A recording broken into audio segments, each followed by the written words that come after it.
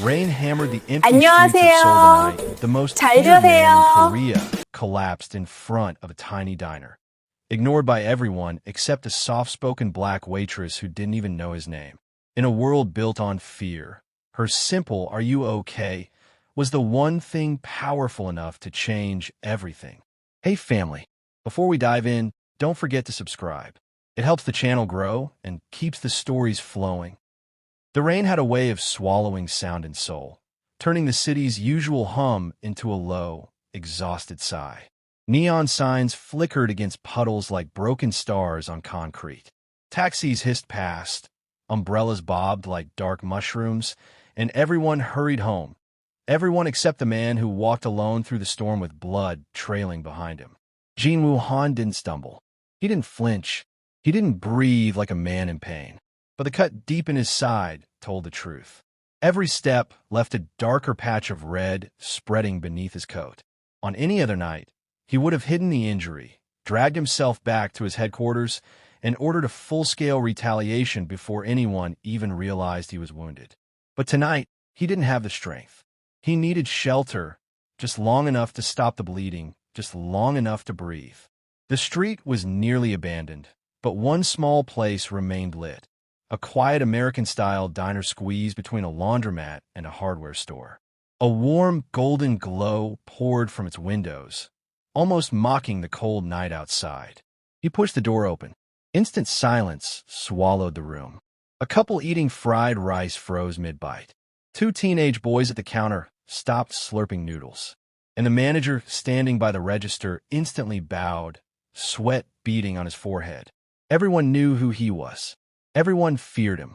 Everyone, except the woman wiping down a table with her back turned. She didn't sense the panic. She didn't hear the gasps. She just hummed softly, an old R&B tune, something warm, something that didn't belong in a world full of blood and knives. Her name, he would later learn, was Emily Carter. But for now, she was simply the woman who hadn't yet realized that death had walked into her diner. Jinwoo took 2 steps inside. His vision blurred. The floor rocked beneath him. He clutched the counter, pretending he wasn't about to collapse. But the tension in his jaw, the white of his knuckles, the tremble in his breath, they betrayed him. The manager's voice cracked. "B-Boss Han, please sit. We will call." Jinwoo shot him a glare sharp enough to slice glass. "Do nothing." His voice was low, steady, but weaker than usual. He hated that he could hear it himself. Blood dripped from his fingertips. Someone screamed. Emily finally turned. Her eyes widened, not in fear, not in recognition, but in human concern. She didn't bow. She didn't run. She didn't freeze like everyone else. She just blinked at him, seeing not Korea's most feared mafia boss, but a man hunched over, soaked, exhausted, and bleeding. She set the towel down, walked toward him. Slow, careful steps. Jinwoo's body tensed. He wasn't sure why. Maybe because no one had ever approached him like that before. No hesitation. No terror. Just softness. "Sir, are you okay?" she asked gently. The diner gasped in unison. Jinwoo stared at her. He'd been shot at, stabbed, betrayed, hunted, but nothing had ever stunned him quite like that question. She didn't know who he was. She didn't fear him. She just cared. His lips parted slightly, but no words came out. His throat burned, whether from pain or surprise, he couldn't tell. "Sir?" she asked again, stepping closer. That was when his legs finally gave up. He tried to brace himself against the counter, but his arm buckled. The world tilted. His vision dimmed. He felt his body falling. But Emily moved faster. She grabbed his arm, slipping beneath his weight, trying to hold him steady despite being half his size. Hey, I got you," she whispered. Her voice, soft, warm, steady, cut through the storm pounding in his skull. The manager panicked. "Miss Carter, don't touch him. I don't care who he is," she snapped, surprising everyone, including Jinwoo. "He's bleeding." Her hand pressed against his side, and a sharp jolt of pain shot through him. He hissed, but she didn't flinch. "Where's your first aid kit?" she demanded. The manager stuttered uselessly. She glared. "Now!" The man scrambled into the kitchen. Emily turned back to Jinwoo. "Stay with me, okay? You're losing a lot of blood." He wasn't used to anyone touching him. He wasn't used to anyone raising their voice. Not at him. And he sure wasn't used to being cared for. He exhaled shakily. You shouldn't get involved. I already am, she muttered, grabbing napkins to press against the wound when the towel wasn't enough. Just breathe. I'm right here. Right here. He didn't know why those words hit him so hard. Maybe because no one ever had been. She helped him sink slowly to the floor, resting his back against the wall. He was too weak to protest, too dizzy to stand, too stunned to look away from her. Her hand stayed on his shoulder, steady grounding. His gaze met hers. Warm brown eyes, a face full of worry. No fear, not a drop. Why? He whispered, barely audible. She frowned. Why what? Why help me? She gave him a small, gentle smile. Because you need help. He blinked. People had helped him before, but always for gain. Always for fear. Always for power. No one ever helped him simply because he needed it. Before he could respond, the manager returned with a shaky hand holding the first aid kit. Emily snatched it quickly. Thank you. She tore it open, pulled out gauze, gloves, antiseptic. The customers watched in terrified silence. Jinwoo watched her. Her hands were steady. She worked quickly, carefully cleaning the wound. You sure you're okay with this? She asked softly. No, he muttered. She laughed, a soft, warm sound that didn't belong in a room full of fear. Well, at least you're honest. He didn't laugh, but he felt something shift inside him. A breaking, a softening, a dangerous warmth he didn't understand. She wrapped the bandage tightly around his waist, leaning close enough that he could smell the faint sweetness of vanilla on her skin. Close enough to feel her breath on his chest. Close enough to know that if he were a different man, a better man, he would have thanked her properly. But he wasn't a good man, and she had no idea who she was touching. Done, she whispered after a long moment. You're going to need real medical attention soon. He shook his head. No hospitals. I figured, she said. Men who show up bleeding at 2 a.m. never want the police involved. He almost smirked. Almost. Let me call someone for you, she offered. No. Her eyebrows rose. You can't walk like this. I can. He stood. He nearly fell. She grabbed him again. You're stubborn, she murmured. You're reckless, he countered. She shrugged. Maybe. He didn't let go of her hand as quickly as he should have. A moment passed that neither of them had words for. Rain thudded against the windows. Everyone stared, waiting for him to do something violent, terrifying, expected. Instead, he whispered, What's your name? She blinked, surprised. Emily. Emily Carter. He repeated it silently in his mind. Emily. Before he could say anything else, the diner door slammed open, and several men in black suits rushed in, his men. Their eyes widened at the sight of him leaning against the wall, injured, with a woman kneeling beside him. Boss, we've been looking. Jinwoo raised a hand. Silence fell instantly. His eyes never left Emily. You, he said quietly, saved my life tonight. She swallowed. Anyone would have. No, he whispered. They wouldn't have. His men exchanged nervous looks. He straightened slowly. From this moment, anyone who touches her dies. The diner froze. Emily stared at him, speechless. He turned to his men. Escort her home. What? No, that's not necessary. It wasn't a request. His voice was low, deadly, final. Emily looked at him, realizing suddenly that the man she had helped was no ordinary stranger. And yet, something inside her didn't regret it. Not even a little. As they guided him out, Jinwoo glanced back over his shoulder. His eyes held something dark, something protective, something dangerous, something new. For the first time in his life, the Mafia boss feared by an entire nation felt something he didn't have a name for. But Emily would learn its name soon enough. And as she watched him disappear into the rain, Emily asked herself the same question every viewer might whisper now. Would you have helped a stranger everyone else was afraid of? Tell me in the comments, what would you have done? The rain never seemed to end that night. It hammered the city with a vengeance, drowning the neon colors, turning Seoul into a blur of wet shadows. Emily stood at the diner entrance long after Jinwoo and his men disappeared around the corner, swallowed by darkness. Her heart still raced, not from fear, but from confusion. from curiosity, from something she couldn't quite name. The other customers stared at her as if she had just touched lightning. The manager paced nervously, wringing his hands like he was waiting for the building to explode. "Miss Carter, do you know what you just did?" he whispered finally. She sighed. "I helped an injured man." "No," he shook his head violently. "You helped him. Jin Woo-han, the black ghost. The man criminals fear. The man police avoid." Emily laughed softly, thinking he was exaggerating. "Can't be that serious." The manager stared at her like she had lost her mind. "That man has more power than the government. People vanish for looking at him wrong. And you," he pointed at her, still trembling, "you touched him, cleaned his blood, held him." Emily swallowed. When he said it like that, it did sound insane.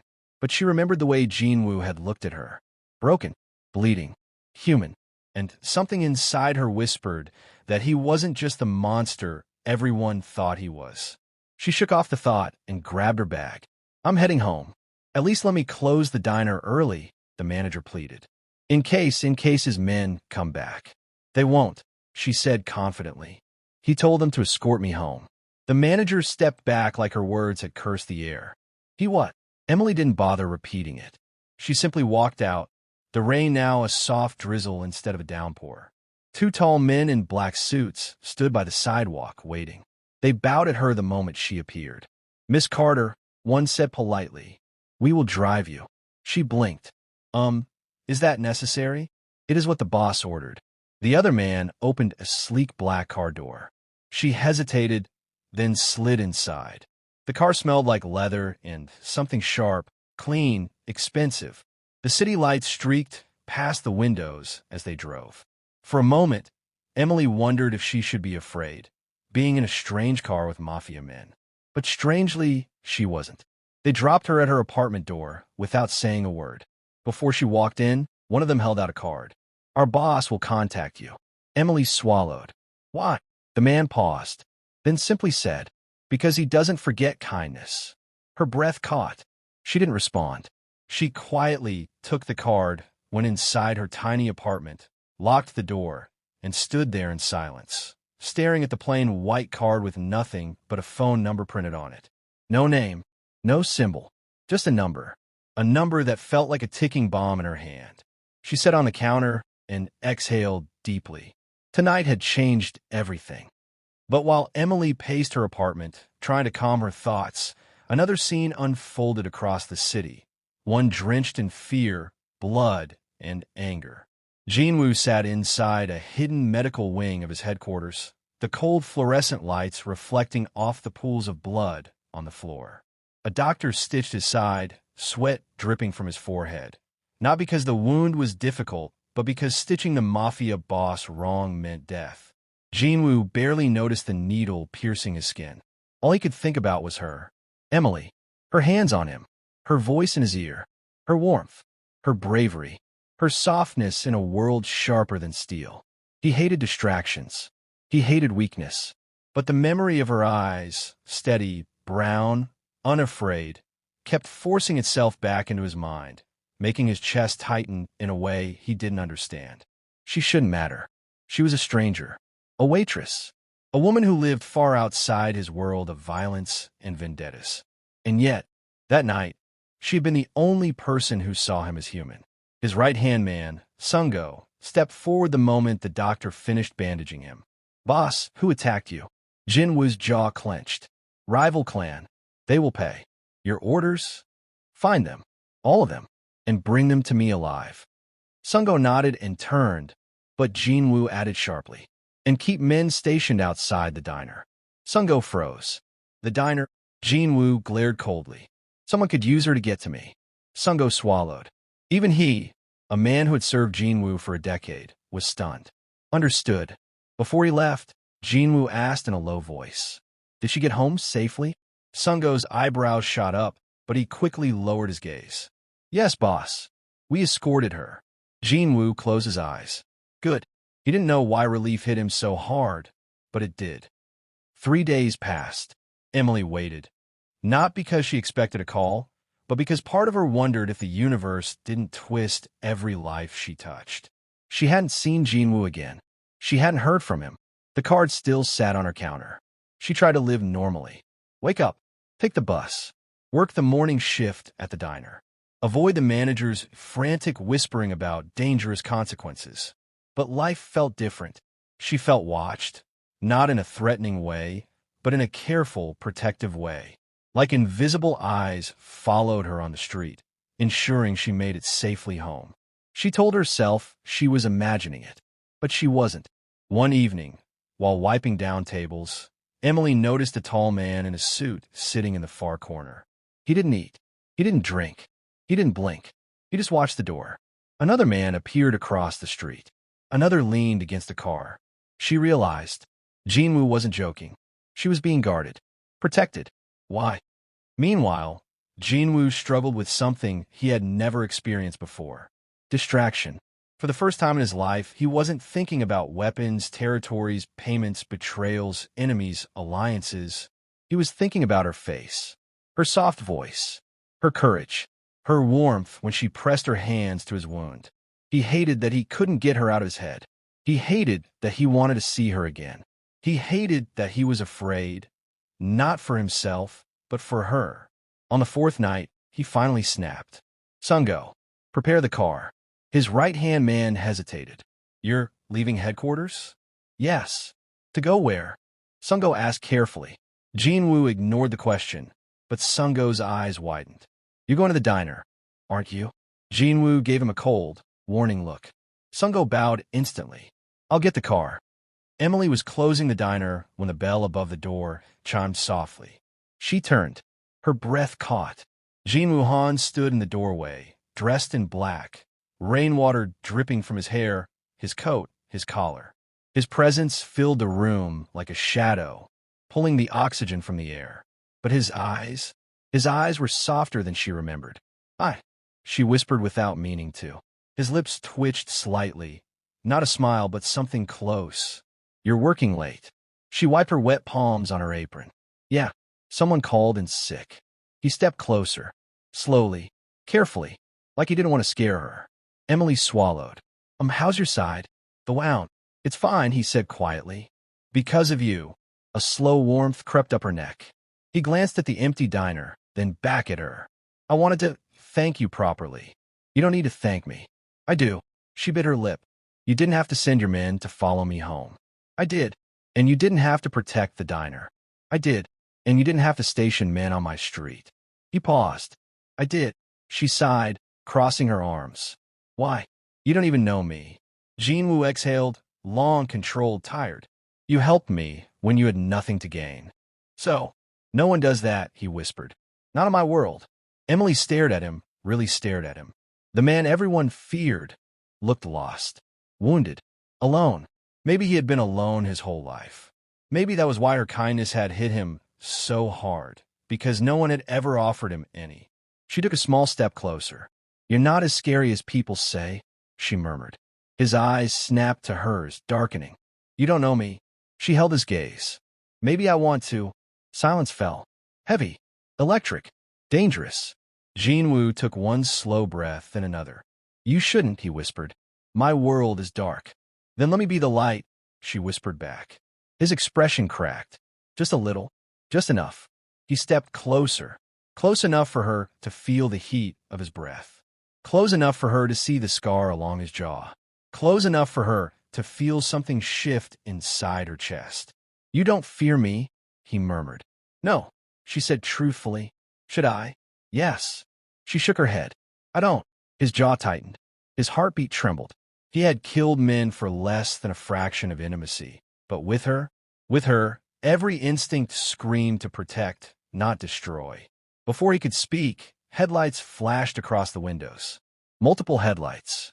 Jinwoo stiffened immediately. What is that? Emily whispered. He didn't answer. His hand shot out, grabbing her wrist gently but firmly. We need to go. Go? What? Someone followed me here. Her blood ran cold. You're in danger, he said quietly, eyes locked on the shadows outside. And I won't let anyone hurt you. Then, without warning, a gunshot shattered the window. Emily screamed. Jinwoo pulled her into his chest, shielding her completely as glass exploded across the diner floor. More gunshots. More shadows outside. More danger closing in. And in that moment, pressed against his chest, hearing his heartbeat thunder against her ear, Emily realized. She wasn't scared of him. She was scared of losing him. Thank you so much for watching this story. Yellowheart.